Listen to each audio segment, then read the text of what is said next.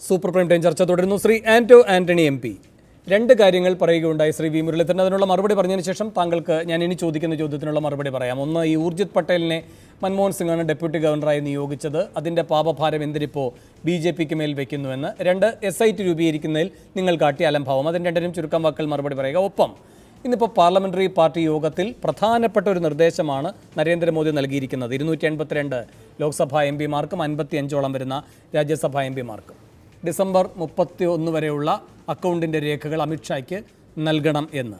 ഈ കാര്യങ്ങൾ മുൻകൂട്ടി ലീക്ക് ചെയ്യപ്പെട്ടു, ചോർന്ന് പലരും അറിയുകയുണ്ടായി. അതിലെ ഗുണഭോക്താക്കൾ BJP അടക്കമുള്ളവരാണെന്ന് നിങ്ങൾ ഉന്നയിക്കുന്ന വിമർശനത്തിനുള്ള ഒരു മറുപടിയാണ് അത്. ആ നടപടി നിങ്ങൾ എങ്ങനെ കാണുന്നു എന്നതിനും താങ്കളുടെ പ്രതികരണം.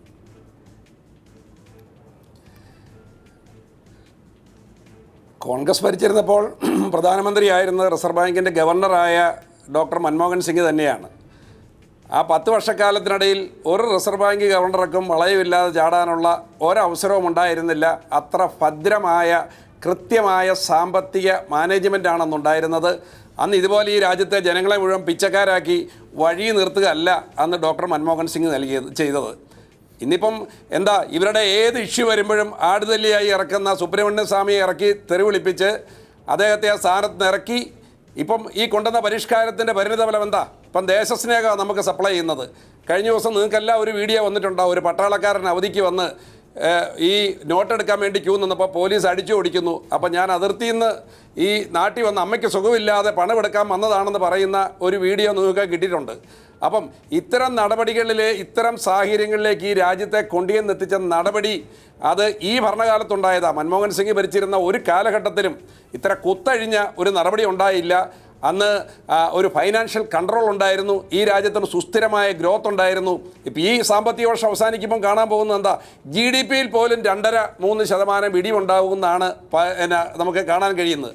പിന്നെ പാർലമെൻ്ററി പാർട്ടിയിൽ അല്ലല്ലോ ഏതെല്ലാം നാടകങ്ങൾ നമ്മൾ കണ്ടുകൊണ്ടിരിക്കുക. പ്രധാനമന്ത്രി ചിരിക്കുന്നു, കരയുന്നു, എന്നെ വെടിവെച്ചു എന്നുകൊള്ളാൻ പറയുന്നു.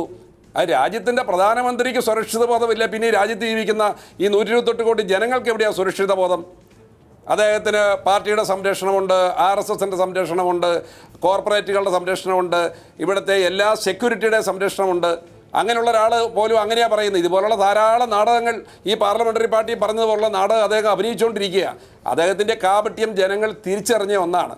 അതുകൊണ്ട് അത്തരം കാര്യങ്ങളിലേക്ക് ഒരു ചർച്ചയ്ക്ക് പോലും ആവശ്യമുണ്ട് എന്ന് എനിക്ക് തോന്നുന്നില്ല. ശ്രീ MP രാജേഷ്, പക്ഷേ ഇതൊരു വലിയ രാഷ്ട്രീയ പ്രചാരണായുധമാക്കും നരേന്ദ്രമോദി എന്നാണ് രാഷ്ട്രീയ വിദഗ്ധർ വിലയിരുത്തുന്നത്. കാരണം ഇതാ കള്ളപ്പണക്കാർക്കെതിരെ മാത്രമല്ല, എൻ്റെ പാർട്ടിക്കുള്ളിലുള്ളവരെയും ഞാൻ വെറുതെ വിടില്ല, ഏറ്റവും സുതാര്യമായ പരിശോധനകളിലേക്ക് പോവുകയാണ്, അങ്ങനെ കറകളഞ്ഞ് നിൽക്കുക. രാഷ്ട്രീയത്തിൽ പെർസെപ്ഷനാണല്ലോ പ്രധാനം. അതുണ്ടാക്കാനുള്ള ഒരു പ്രചാര വേലയും അതിനുള്ള സംഘവും എല്ലാം അദ്ദേഹത്തിനുണ്ടെന്ന് അദ്ദേഹത്തിൻ്റെ ഓരോ ദിവസത്തെയും പ്രവർത്തനങ്ങളോട് തെളിയപ്പെടുന്നുണ്ട്. അതുകൊണ്ട് ഇതിനെ ചുരുക്കി കാണാൻ കഴിയുമോ? ഒന്ന്. രണ്ട്, ഇതൊക്കെ ആർജവത്തോടെ മറുപടി കൊടുക്കാൻ കഴിയുന്ന മറ്റൊരു പാർട്ടിയല്ലേ നിങ്ങളുടേത്. നിങ്ങൾക്കൊക്കെ കിട്ടുന്നത് എത്ര MP എന്ന നിലയിൽ അതെത്ര കൊടുക്കുന്നു പാർട്ടിക്ക്? അതിൽ നിന്ന് പാർട്ടി നൽകുന്നത് വെച്ചാണ് നിങ്ങൾ മുന്നോട്ട് പോകുന്നത്. അപ്പോൾ ഈ നരേന്ദ്രമോദിയുടെ ഈ രീതികളൊക്കെ ആയിരിക്കുമോ ഇനി വലിയ തോതിൽ ജനങ്ങളെ ആകർഷിക്കുന്നത്? വേണു പറഞ്ഞ ഒരു കാര്യം വളരെ പ്രധാനപ്പെട്ടതാണ്. വലിയ ഒരു പ്രൊപ്പഗാൻഡ മെഷീനറി ഇപ്പോൾ സംഘപരിവാറിൻ്റെ നേതൃത്വത്തിൽ പ്രവർത്തന രംഗത്തുണ്ട്. ആ വലിയ പ്രചരണം അവർ സംഘടിപ്പിച്ചിട്ടുണ്ട് എന്നുള്ളത് ശരിയാണ്. അതിലും തയ്യാറെടുപ്പ് നടന്നിട്ടുണ്ട്, അത് ഞാൻ അംഗീകരിക്കുന്നു. ഒരുപക്ഷെ നോട്ട് പിൻവലിക്കുമ്പോൾ എക്കോണമിയെ എങ്ങനെ മാനേജ് ചെയ്യുമെന്ന കാര്യത്തിൽ തയ്യാറെടുപ്പുണ്ടായില്ലെങ്കിലും ഇതിൻ്റെ പ്രചരണം സംബന്ധിച്ച വലിയ ആസൂത്രണവും തയ്യാറെടുപ്പും നടന്നിട്ടുണ്ട് എന്നുള്ളത് വളരെ വ്യക്തമായിട്ടുള്ള കാര്യമാണ്. പിന്നെ വേണു നേരത്തെ ആൻഡ്രോയിഡ് ചോദിച്ചൊരു കാര്യത്തിൽ ഒരു പെശക് ഞാൻ ചൂണ്ടിക്കാണിക്കാൻ ആഗ്രഹിക്കുന്നു.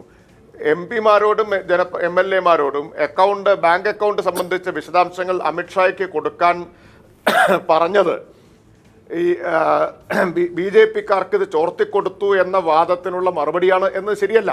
യഥാർത്ഥത്തിൽ ചോർത്തിക്കൊടുത്തതിൻ്റെ ആത്മവിശ്വാസത്തിലായിരിക്കണം നിങ്ങളെല്ലാവരും അക്കൗണ്ട് കൊടുക്കണം എന്ന് പറഞ്ഞത്. ഒരുപക്ഷെ ഈ പ്രഖ്യാപനം വരുന്നതിന് മുമ്പാണ് ഈ അവരോടെല്ലാം അങ്ങനെ ആവശ്യപ്പെട്ടിരുന്നതെങ്കിൽ നമുക്ക് മനസ്സിലാക്കാമായിരുന്നു. അപ്പോൾ ഇപ്പോൾ ബാങ്ക് അക്കൗണ്ട് വിവരങ്ങൾ ചോർത്തിക്കൊടുക്കണം, അമിത്ഷായ്ക്ക് കൊടുക്കണം എന്ന് പറയുന്നതിൽ പ്രത്യേകിച്ചൊന്നുമില്ല. അതും ഒരു പ്രചരണപരമായിട്ടുള്ള കാര്യം എന്ന് മാത്രമേ ഉള്ളൂ. അദ്ദേഹം കരഞ്ഞതുപോലെയേ ഉള്ളൂ. ഇതും 2-3 തവണ ഇതിനകം കരഞ്ഞല്ലോ, അതുപോലെയാണിത്. യഥാർത്ഥത്തിൽ വന്ന ആരോപണങ്ങൾക്ക് മറുപടി BJP പറഞ്ഞിട്ടില്ലല്ലോ ഇതുവരെ. ബീഹാറിൽ വലിയ തോതിൽ ഭൂമി വാങ്ങിക്കൂട്ടി, അതും അമിത്ഷായുടെ പേരിലാണ് ഭൂമി വാങ്ങിക്കൂട്ടിയിട്ടുള്ളത്. അതുപോലെ ഗുജറാത്തിൽ ഭൂമി വാങ്ങിക്കൂട്ടി എന്ന ആക്ഷേപമുണ്ട്. വലിയ തോതിൽ അസാധാരണമായ നിലയിൽ ഗുജറാത്തിലും മറ്റും ബാങ്കുകളിൽ പണം നിക്ഷേപിക്കപ്പെട്ടു, ഡെപ്പോസിറ്റ് വലിയ തോതിൽ ഉയർന്നു എന്ന ആക്ഷേപം ഉയർന്നു വന്നിട്ടുണ്ട്. ഇന്ന് ഏറ്റവും ഒടുവിൽ വന്ന വാർത്ത, ഒരു ഓട്ടോറിക്ഷ ഡ്രൈവറുടെ ജൻധൻ അക്കൗണ്ടിൽ 9,000 കോടി രൂപ വന്നു എന്നാണ് ഏറ്റവും ഒടുവിൽ പറഞ്ഞു കേൾക്കുന്ന വാർത്ത. അപ്പോൾ ഇതെല്ലാം കാണിക്കുന്നത് ഇക്കാര്യത്തിൽ സംശയാസ്പദമായിട്ടുള്ള ചില കാര്യങ്ങളുണ്ട് എന്ന് തന്നെയാണ് ഇക്കാര്യങ്ങളെല്ലാം കാണിക്കുന്നത്. സർക്കാർ മാത്രമല്ല, പുതിയൊരു ആക്ഷേപം വന്നിരിക്കുന്നു. റെക്കോർഡ് ചെയ്ത പ്രസംഗമാണ് കാണിച്ചത്, ലൈവ് ആയിരുന്നില്ല എന്നുള്ളത് ആക്ഷേപമായിട്ട് ഉയർന്നു വന്നിരിക്കുന്നു. അപ്പൊ ഇത് വളരെ വളരെ സംശയാസ്പദമായിട്ടുള്ള നടപടിയാണ് ഉണ്ടായിട്ടുള്ളത്. തീർച്ചയായിട്ടും ഗവൺമെന്റ് വലിയ രാഷ്ട്രീയമായിട്ടുള്ള നേട്ടം ഉണ്ടാക്കാൻ ശ്രമിക്കുന്നു എന്നത് ശരി തന്നെയാണ്. ഞാനത് വേണു ആ പറഞ്ഞ കാര്യത്തെക്കുറിച്ച് അംഗീകരിക്കുന്നു. പിന്നെ CPIM-നെ സംബന്ധിച്ച് വേണു പറഞ്ഞ കാര്യം, അക്കാര്യത്തിൽ വളരെ സന്തോഷമുണ്ട്. നിങ്ങളൊക്കെ ഇപ്പോഴെങ്കിലും അക്കാര്യങ്ങളിൽ അംഗീകരിക്കുന്നു, ഞങ്ങളിതിലൊരു വേറിട്ട പാർട്ടിയാണ് എന്നുള്ളത്. പലപ്പോഴും MP-മാരുടെ ശമ്പള വർധനവിൻ്റെയൊക്കെ കാര്യം ചർച്ച ചെയ്യുമ്പോൾ എല്ലാവരെയും ഒരുമിച്ചാണ് ഇക്കാര്യത്തിൽ മാധ്യമങ്ങൾ ആക്രമിക്കാറുള്ളത്. ഞങ്ങൾ ഇക്കാര്യത്തിൽ വ്യത്യസ്തമായിട്ടൊരു പാർട്ടിയാണെന്നും വളരെ ആത്മവിശ്വാസത്തോടെയും ആർജവത്തോടെയും ഇക്കാര്യങ്ങളെ പറയാൻ ഒരുപക്ഷെ ആൻഡ്രോയുടെ പാർട്ടിക്ക് കഴിയുന്നതിനേക്കാൾ കൂടുതൽ ഞങ്ങൾക്ക് കഴിയും എന്നുമുള്ള അംഗീകാരത്തിന് ഞാൻ നന്ദി രേഖപ്പെടുത്തുന്നു. ശ്രീ V. മുരളീധരൻ, ഇവിടെ ബീഹാറിലെ കാര്യം പറയുകയുണ്ടായി. സഞ്ജീവ് ചൗരസ്യ നിങ്ങളുടെ MLA ആണ്, അവിടുത്തെ BJP ജനറൽ സെക്രട്ടറിയാണ്. അദ്ദേഹത്തിൻ്റെ പേരിൽ ഇവിടെ ഭൂമി വാങ്ങിയിട്ടുണ്ട്. ഇപ്പോൾ നിങ്ങളുടെ ഘടകം തന്നെ സമ്മതിക്കുന്ന കാര്യമാണത്. ലാൽ ബാബു പ്രസാദ് വൈസ് പ്രസിഡന്റാണ് അദ്ദേഹത്തിൻ്റെ പേരിൽ. അതുപോലെ തന്നെ ട്രഷറർ ദിലീപ് ജയ്സ്വാളിൻ്റെ പേരിൽ. പിന്നെ ക്യാച്ച് ന്യൂസ് എന്ന TV ചാനലാണ് ഇതുമായി ബന്ധപ്പെട്ട സ്റ്റിംഗ് ഓപ്പറേഷൻ നടത്തിയത്. അതിൻ്റെ തെളിവുകൾ അവർ പുറത്തുവിട്ടിട്ടുണ്ട്. നിങ്ങൾ പറഞ്ഞത് ചെക്ക് രൂപത്തിൽ കൊടുത്തു എന്നാണ്. പശ്ചിമ ബംഗാളിലെ BJP ഘടകം 1 കോടി നിക്ഷേപിക്കുകയുണ്ടായി. ഇവിടെ ക്യാച്ച് ന്യൂസ് അതിൻ്റെ തെളിവുകൾ സഹിതം പുറത്തു കൊണ്ടുവരികയുണ്ടായി. അമിത്ഷായുടെ ഓതറൈസ് ചെയ്തുകൊണ്ടുള്ള കത്ത് അടക്കം ഫെബ്രുവരി 6-ാം തീയതി 2016 നിങ്ങളുടെ കേന്ദ്ര ഓഫീസിൽ നിന്ന് അയച്ച കത്തടക്കം. അപ്പോൾ ഇതെല്ലാം ഇങ്ങനെ നടന്നത് യാദൃച്ഛികമാണ് എന്ന് കരുതാൻ കഴിയുമോ? സേലത്ത് ഈ കഴിഞ്ഞ ദിവസം 20 ലക്ഷം പിടിച്ചത് നിങ്ങളുടെ ഒരു പ്രാദേശിക യുവ നേതാവിൻ്റെ കീശയിൽ നിന്നാണ്. പിന്നെ മഹാരാഷ്ട്രയിൽ നിങ്ങളുടെ തന്നെ സഹകരണ മന്ത്രിയിൽ നിന്നാണ്. നിങ്ങൾ ഇത്രയും സഹകരണാക്ഷേപം കേരളത്തിൽ പറയുന്ന നിങ്ങളുടെ ഒരു സഹകരണ മന്ത്രിയുടെ കമ്പനിയുടെ വാഹനത്തിൽ നിന്നാണ് കോടികൾ പിടിച്ചത്. എന്തായാലും നമ്മുടെ മാതൃഭൂമി ചാനൽ മലയാളത്തിലായതുകൊണ്ട് നമ്മൾ രക്ഷപ്പെട്ടു. കാരണം കേരളത്തിലുള്ള ആൾക്കാർ മാത്രമേ ഇതുപോലെയുള്ള വിഡ്ഢിത്തങ്ങൾ പരസ്പരം ചർച്ച ചെയ്ത് ഒരു നിഗമനത്തിലെത്തുന്നത് അറിയുള്ളൂ. ഇത് മലയാളത്തിലല്ലായിരുന്നുവെങ്കിൽ, വല്ല ഹിന്ദിയിലോ ഇംഗ്ലീഷിലോ ഒക്കെ ആയിരുന്നുവെങ്കിൽ ഈ രാജ്യം മുഴുവൻ ചർച്ച ചെയ്യുന്നതിൽ നിന്നും അവരൊക്കെ മനസ്സിലാക്കുന്നതിൽ നിന്നും എത്ര അബദ്ധജടിലമായിട്ടുള്ള കാര്യങ്ങളാണ് പ്രചരിപ്പിക്കുന്നത് എന്ന് മനസ്സിലാവും. കാരണം കോൺഗ്രസ് 10 കൊല്ലം ഭരിച്ചിട്ട് ഈ രാജ്യത്തെ സാമ്പത്തിക മേഖല വളരെ ഭദ്രമായിട്ട് കൈകാര്യം ചെയ്തതുകൊണ്ട് 200 സീറ്റിൽ നിന്ന് 44 സീറ്റായി. ഈ രാജ്യത്തെ ജനങ്ങൾ മുഴുവൻ ആ സാമ്പത്തിക മേഖല കൈകാര്യം ചെയ്തതിനെ അംഗീകരിച്ചുകൊണ്ട്. കാരണം അതുകൊണ്ടാണല്ലോ അംഗീകൃത പ്രതിപക്ഷം പോലും ആകാതെ പോയത്. വാജ്പേയിയും അഡ്വാനിയും തോറ്റ്. അല്ല, ഞാൻ പറയട്ടെ, ഞാൻ ചോദിക്കട്ടെ. അല്ല, നിങ്ങൾ ഈ ബാക്കിയുള്ളവർ സംസാരിക്കുമ്പോൾ ഇടപെടുന്നില്ലല്ലോ. ഞാൻ സംസാരിക്കുമ്പോൾ മാത്രം എന്താ ഈ ഇടയ്ക്കുള്ള ചോദ്യം?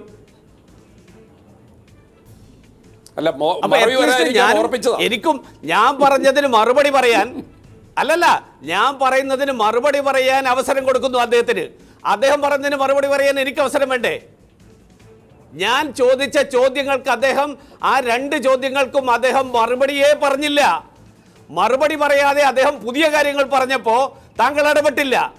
ഞാൻ അദ്ദേഹം പറഞ്ഞതിൻ്റെ പൊള്ളത്തരം ഞാൻ ചൂണ്ടിക്കാണിക്കുമ്പോൾ താങ്കൾ ഇടപെട്ട് എന്നെ തടസ്സപ്പെടുത്തുക. അതൊരു ചർച്ചയല്ല, അതൊരു നിഷ്പക്ഷമായിട്ടുള്ള ചർച്ചയല്ല. ഒരു ആങ്കർ പേഴ്സൺ എല്ലാവർക്കും തുല്യമായിട്ട് സമയം കൊടുക്കണം. ഞാൻ പോയിന്റിലേക്ക് വരാം. നമ്മുടെ ബീഹാറിലെ കാര്യം, ഇത് ബീഹാറിലെ കാര്യം മാത്രമല്ല, നിങ്ങൾ അറിയാത്തതുകൊണ്ടാ. ഭാരതീയ ജനതാ പാർട്ടി കഴിഞ്ഞ 3 വർഷമായിട്ട് ദേശീയ തലത്തിൽ എടുത്തിട്ടുള്ള ഒരു തീരുമാനമാണ് എല്ലാ ജില്ലകളിലും പാർട്ടി ഓഫീസുകൾ ഉണ്ടാവുക എന്നുള്ളത്. ആ പാർട്ടി ഓഫീസുകൾ ഉണ്ടാക്കാൻ വേണ്ടി 2013 എടുത്ത തീരുമാനം 600 ജില്ലകളിൽ പാർട്ടി ഓഫീസ് വേണമെന്ന് എല്ലാവർക്കും അറിയാം സർ.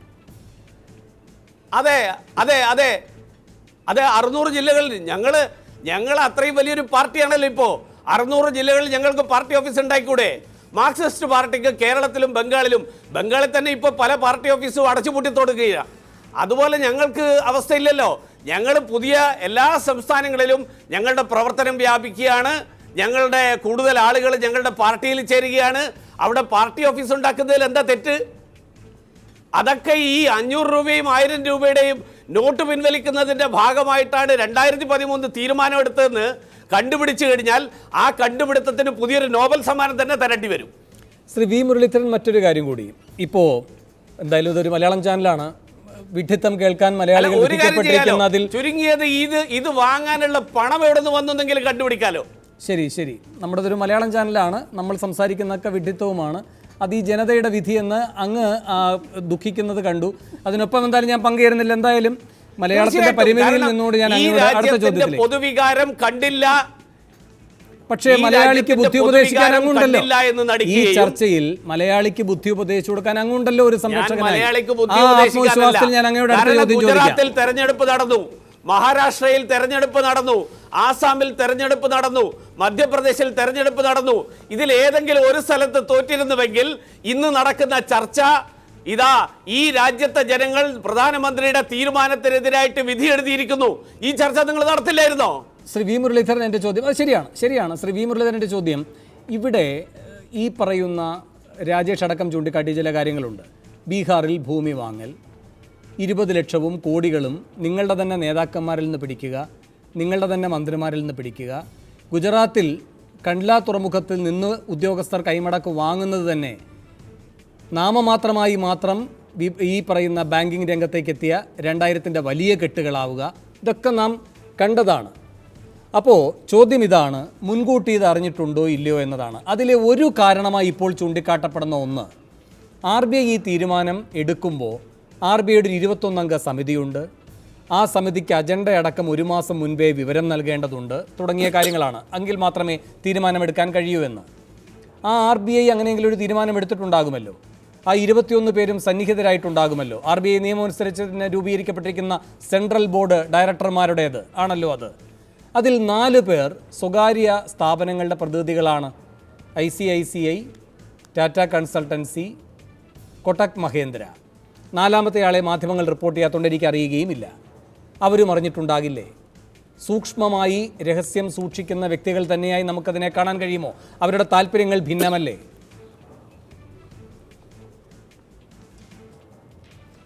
ഞാൻ ചോദിക്കട്ടെ, ഒരു തീരുമാനം എടുക്കുമ്പോൾ ആ തീരുമാനത്തിൻ്റെ അതിൻ്റെ പ്രോസസ്സ് പൂർത്തിയാക്കണം, മുന്നൊരുക്കം. ഞാൻ ചോദിക്കട്ടെ, അങ്ങനെ ചോദിച്ചു കഴിഞ്ഞാൽ മുന്നൊരുക്കം നടത്താതെ ഈ തീരുമാനം എടുത്തു എന്ന് പറയുന്ന പ്രതിപക്ഷം മുന്നൊരുക്കം നടത്തുകയാണെങ്കിൽ നോട്ട് പ്രിന്റ് ചെയ്യണം.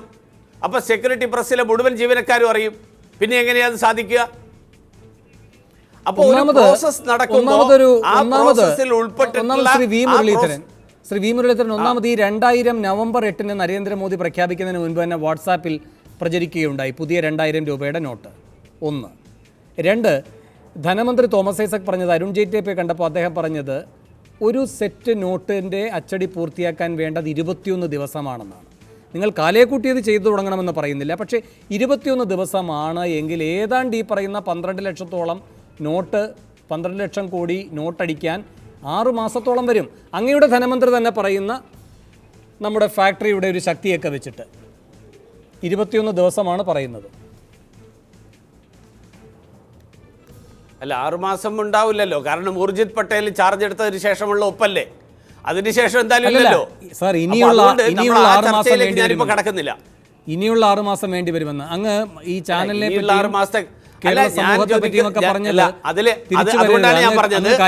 അതുകൊണ്ടാണ്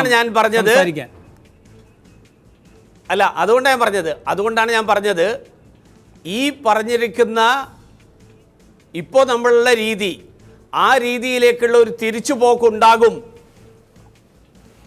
എന്ന് ഒരിക്കലും പ്രധാനമന്ത്രി പറഞ്ഞിട്ടില്ല. ശരി, ഒരു കാര്യം കൂടി ഇടവേളയിലേക്ക് പോകണം. ഒരു കാര്യം കൂടി ശ്രീ വി മുരളീധരൻ, ഇപ്പോൾ നിങ്ങളിപ്പോൾ പുതിയൊരു പദ്ധതി പ്രഖ്യാപിക്കുകയാണ്. ഈ അധിക നികുതി, പിഴ, അത് രണ്ടുമില്ലെങ്കിൽ പിന്നെ അതിനേക്കാൾ വലിയ നികുതി. ഒപ്പം തന്നെ നിങ്ങൾ ഈ IDS പദ്ധതി പ്രകാരം കള്ളപ്പണം സ്വമേധയാ വെളുപ്പിക്കാനുള്ള അവസരം നൽകുകയുണ്ടായല്ലോ. അതിലിപ്പോൾ 2 നിർദ്ദേശങ്ങളാണ് കൊടുത്തിരിക്കുന്നത്. ഒന്ന്, ഇതിൻ്റെ സമയപരിധി കഴിഞ്ഞു എന്ന് അങ്ങ് തന്നെ സമ്മതിക്കുന്നതാണ്. ജൂൺ മുതൽ സെപ്റ്റംബർ വരെയായിരുന്നു. ഇപ്പോഴും പണം കൊണ്ടു ചെല്ലുമ്പോൾ ഇതിൻ്റെ സ്രോതസ്സ് അന്നത്തെ ഘട്ടത്തിലാണ് സ്രോതസ്സ് ചോദിക്കേണ്ട എന്ന് പറയുന്നത്. ഇപ്പോൾ സ്രോതസ്സ് ചോദിക്കുന്ന ബാങ്കുകളുണ്ടായിരുന്നു. അത് ശ്രദ്ധയിൽപ്പെട്ടപ്പോൾ ഈ ഇന്ത്യൻ ബാങ്ക്സ് അസോസിയേഷന് നിർദ്ദേശം നൽകിയിരിക്കുകയാണ്. സെൻട്രൽ ബോർഡ് ഓഫ് ഡയറക്റ്റ് ടാക്സസും റിസർവ് ബാങ്കും കൂടിയാലോചന നടത്തിയിട്ട് ഈ സ്രോതസ്സ് അന്വേഷിക്കേണ്ട എന്ന്. ഒരു കാര്യം കൂടി, നികുതി അടയ്ക്കാൻ 500-ൻ്റെയും 1000-ൻ്റെയും അസാധു നോട്ടും അനുവദിക്കുന്നു. ഒരർത്ഥത്തിൽ അത് വീണ്ടും കള്ളപ്പണം വെളുപ്പിക്കലാകുന്നില്ലേ? പിന്നെ അതൊക്കെ കൊണ്ട് നിങ്ങളുടെ നിവൃത്തികേട് കൊണ്ടാണോ പ്രധാനമന്ത്രി പറയുന്നത് നമുക്ക് കറൻസി രഹിത സമ്പദ് വ്യവസ്ഥയിലേക്ക് പോകാമെന്ന്? കാരണം എന്തായാലും പിടികൂടാൻ കഴിയില്ല, ഒരൊറ്റ മാർഗ്ഗമേ ഉള്ളൂ അവസാനമായി, കറൻസി രഹിത സമ്പദ് വ്യവസ്ഥ എന്ന്. ഇതൊക്കെ കേൾക്കുന്നതും മണ്ടന്മാരായ മലയാളികളും ഇതൊക്കെ ചർച്ച ചെയ്യുന്നതും മണ്ടന്മാരായ ഞങ്ങളും ഈ ചാനലുമൊക്കെയാണ്. ശ്രീ വി മുരളീധരൻ, ഇപ്പം ഈ ഇടവേളയിലേക്ക് പോവുകയാണ്. എൻ്റെ സംസാരിക്കാനുള്ള സമയമുണ്ടോ? അങ്ങ് ചുരുക്കി പറഞ്ഞാൽ എനിക്കൊരു ഇടവേളയിലേക്ക് വേഗം പോവാം. അല്ല, ഞാൻ പറഞ്ഞത് ഞാൻ ഈ നേരത്തെ സൂചിപ്പിച്ചത് നമ്മൾ ഈ ചർച്ച ചെയ്ത പല കാര്യങ്ങളും ഈ രാജ്യത്തെ പൊതുവികാരവുമായിട്ട് ഒരു ബന്ധമില്ലാത്ത കാര്യങ്ങളാണ്. മാത്രമല്ല, ഈ രാജ്യത്തെ പൊതുവികാരം എന്താണെന്ന് പുറത്തു വന്നതിന് ശേഷവും ഇപ്പോൾ ഈ ബീഹാറിലെ പണം വാങ്ങിയതൊക്കെ കണക്ക് പറഞ്ഞല്ലോ. ഈ ബീഹാറിലെ സ്ഥലം വാങ്ങിയതിൻ്റെയൊക്കെ കണക്കുകൾ ഈ രാജ്യത്തെ എല്ലാവർക്കും വളരെ വ്യക്തമായിട്ട് അറിയുന്ന കാര്യങ്ങളാണ്. പക്ഷെ കേരളത്തിൽ നമ്മൾ ചർച്ച ചെയ്ത് BJP-ക്കാർ പല സ്ഥലത്തും മുൻകൂട്ടി വിവരമറിഞ്ഞ് ഭൂമി വാങ്ങി എന്നുള്ള പ്രചരണം, ആ പ്രചരണം നടത്തുന്നത് മലയാളികളെ വിഡ്ഢികളാക്കാനുള്ള ശ്രമമാകുന്നു എന്നാണ് ഞാൻ സൂചിപ്പിച്ചത്. ശരി സർ, ശരി. അതുകൊണ്ട് അത്തരം ശ്രമങ്ങൾ തുടരരുത് എന്നാണ് എൻ്റെ അഭ്യർത്ഥന. ശരി സാർ, ഞാൻ ഇടവേളയ്ക്ക് ശേഷം വി മുരളീധരൻ്റെ ഏറ്റവും പ്രധാനപ്പെട്ട ചോദ്യത്തിന് ശ്രീ ആന്റോ ആന്റണിയും ശ്രീ MP രാജേഷും മറുപടി പറയട്ടെ. ജനം ഈ ദുരിതത്തിലാണ് ഓരോ ദിവസവും തള്ളി നീക്കുന്നതെങ്കിൽ ഉപതെരഞ്ഞെടുപ്പുകൾ, തദ്ദേശ തെരഞ്ഞെടുപ്പുകൾ, വൻപിച്ച ജനവിധി BJP-ക്ക് അനുകൂലമായി എന്തുകൊണ്ട് സംഭവിക്കണം? ഇടവേളയ്ക്ക് ശേഷം.